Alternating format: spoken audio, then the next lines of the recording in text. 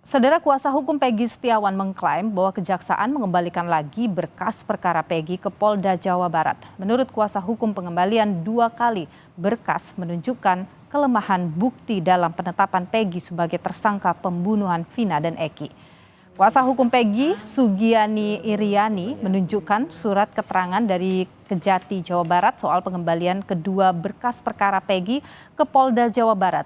Dengan pengembalian 2 kali ini, Sugianti meyakini proses penetapan Peggy Setiawan sebagai tersangka kasus Vina dan Eki kurang bukti dan tidak sesuai prosedur. Karena itu, ia meyakini hakim dalam putusan sidang pra-peradilan Senin pekan depan pun akan membebaskan Peggy.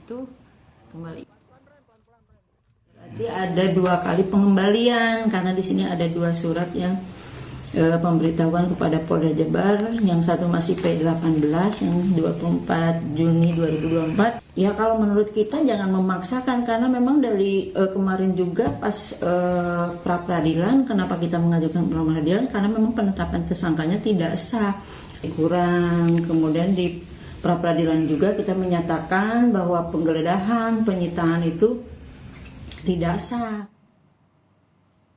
Pada 2 Juli lalu, Saudara, Kejaksaan Tinggi Jawa Barat mengembalikan berkas perkara Peggy Setiawan, tersangka kasus pembunuhan Vina dan Eki, kepada penyidik Dirkrimum Polda Jawa Barat. Seluruh berkas perkara yang diajukan penyidik Dirkrimum Polda Jawa Barat dikembalikan 100% atau dengan istilah lain yakni P19. Penyidik Dirkrimum punya waktu 2 minggu sejak berkas dikembalikan untuk melengkapi berkas. Hari ini kami sampaikan bahwa berkas perkara atas nama tersangka PS telah dikembalikan kepada teman-teman penyidik dan telah diterima oleh teman-teman penyidik pada hari Selasa kemarin di tanggal 2 Juli tahun 2024.